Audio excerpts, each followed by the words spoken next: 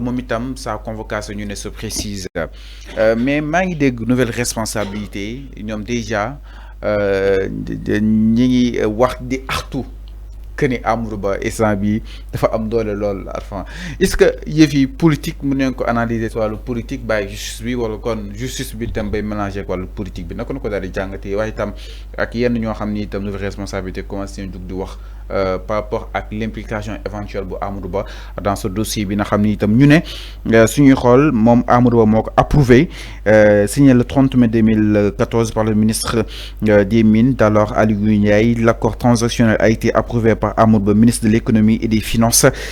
Sur ce que c'est qu'on bataille sur l'observateur. Yo ya lire lolo. L'accord a été signé le 30 par Amadou Ba. C'est 2014 là. Maintenant nouvelle responsabilité. Bu convocation naré am. Mënuñu wax ba convocation bi du am. Il faut que ñu xam lolu. La nouvelle responsabilité de Amadou Ba ay ñoñom yi ñu mu andal mënuñu wax ba justice bu naré convoquer Amadou Ba du ko convoquer. C'est peine perdue là. Bay len dem len ngeen noppalu. Dem len ngeen gérer la chose politique. Ce qu'ils font là c'est de la politique. Alors que la justice n'est pas dans la politique. La justice ne fait pas de la politique. Justice bu naré convoquer Amadou Ba da koy convoquer par force. Que ça soit une nouvelle responsabilité, nous gagner ay communiqué, que ça soit nous def ay marche, que ça soit nous. Mais si nous avons convoqué Amadou Ba ci affaire ArcelorMittal, nous koy convoquer par force. Parce qu'il n'est pas au-dessus des institutions. Il n'est pas au-dessus de la justice. Maintenant, ñi bëgg def politique, ñom nañu def politique, nañu dem def politique. Il n'est pas interdit à quelqu'un de faire de la politique. Il n'est pas interdit à quelqu'un de soutenir son mentor. Il n'est pas interdit à quelqu'un de soutenir son leader. Il n'est pas interdit. Mën nañu génné sen communiqué wala ñu manifester ñu def lu leen neex pour soutenir Amadou Ba. Il n'est pas interdit. Mais il n'est pas interdit non plus de convoquer quelqu'un. Si on doit le convoquer pour un dossier, il faut le convoquer Amadou Ba. Les informations sont là. Waxuma ni que observateur lu mu wax deug la, mais observateur dafa détailler encore. Yo même tu peux lire même les signatures, ça a été signé tel par monsieur Amadou Ba. Té ñi lalé moy ils ont été cités dans le dossier. Mais tu crois que Fallou, on doit convoquer Aly Ngouille Ndiaye et laisser Amadou Ba? Tu le crois toi? Mais Amadou Ba ce jour ñu da nga convoquer amana ni. Oui, d'accord. Mota mané la bu féké convocation bi warna am, personne ne peut bloquer la convocation. Si Amadou Ba doit être convoqué, il doit être convoqué comme tout le monde. Il doit être convoqué comme tout le monde. Amul kumba am ndey kumba amul ndey. Amul la justice n'a peur de personne.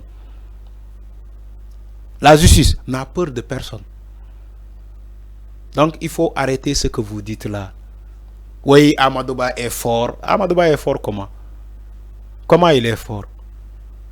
Non, il faut arrêter. Si il est fort pour la politique, d'accord, il doit être fort pour la politique parce qu'il est le chef de l'opposition. Quelqu'un le site de Kébi. Oui, quelqu'un le site de Kébi, effectivement. Il est le chef de l'opposition. Amadou Ba, quelqu'un le site de Kébi. C'est tout à fait normal. Il est le chef de l'opposition. Mais quelqu'un qui de Kébi, si on l'a convoqué, il est convoqué par force. Il y a un dégât. L'ERNA. Donc, en étant le chef de l'opposition et le président de la nouvelle responsabilité, si on doit le convoquer, il va aller déférer à cette convocation. Que nous que nous Sénégalais parce que nous avons fait justice. Nous avons justice. La justice est au-dessus de tout le monde. Tout le monde est justiciable dans ce pays. Donc, ce que nous avons dit, où est le problème? D'où parfois on nous dit qu'un ancien président de la République, il peut être jugé par la justice dans l'exercice de ses fonctions. D'où constitution. Donc c'est la constitution qui prime sur tout le monde. Si Amadou Ba, en tant qu'ancien ministre des Finances, il peut être jugé, il peut être convoqué. Parce que Amoul Benna immunité parlementaire. Oui, ici, il est député, non? Amadou Ba, il est député, non? Oui.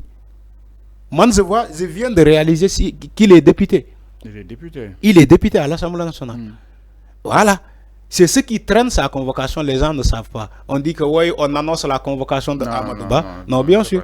Non. Aucune bëgg convoquer Assemblée nationale convoqué là. Mais Farba bu nga ko bëggee convoqué da nga ko convoqué. Moustapha Diop bu nga ko bëggee convoqué da nga ko convoqué. Mais c'est loolu moom Assemblée nationale am na sax ñoom Karim sax jàpp nañ que député Pastef yi dindi immunité parlementaire dañ fa nekkee. mais loolu laay wax loolu moom. mais moo tax ma ne la da ngay dem xam nga à la poste quand même. oui Fallou li nga wax ma loolu laa wax.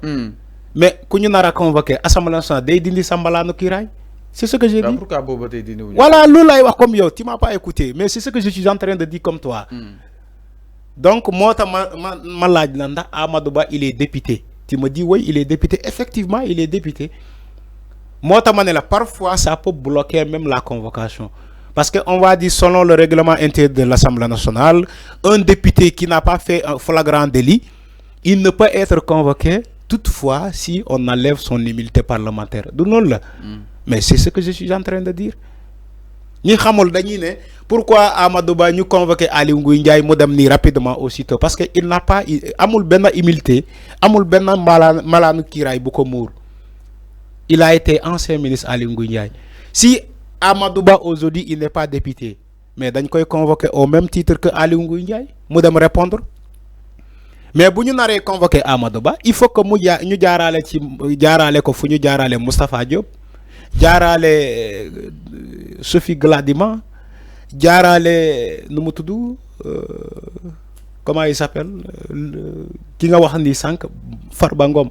Farba Ngom donc moo tax ma ne la loolu peut-être moo bloqué la convocation de Amadou Ba parce que il est député à l'Assemblée nationale. Maintenant justice xam na lu muy def. Peut-être les juristes ils vont débattre sur ça. Mom ak Birima Mangara peut-être. Voilà, mom ak Birima Mangara. Peut-être les députés, les juristes ils vont débattre sur ça. Juristes yi dinañ débattre sur lolu. Lan mo yéxal convocation Amadou Ba si on doit le convoquer. Ah mais nak lolu nak du débat justice bi mo jël décision rek ñu xol après. Oui, d'accord. Lan la ci def. Donc mi non par rapport ak miro li nga xamné que modi Amadou Ba jëm si en ce qui concerne sa convocation éventuelle devant li nga xamné que modi la justice mom ak ki nga xamné que modi Birima Mangara dans l'affaire jëm si li nga xamné que modi ArcelorMittal. Alors ñu daal di ñëw si leneen sans plus tarder du côté de la régie ginnaaw loolu dañuy daal di ñëw si ki nga xam ne que mu di Barthélémy Diaz nag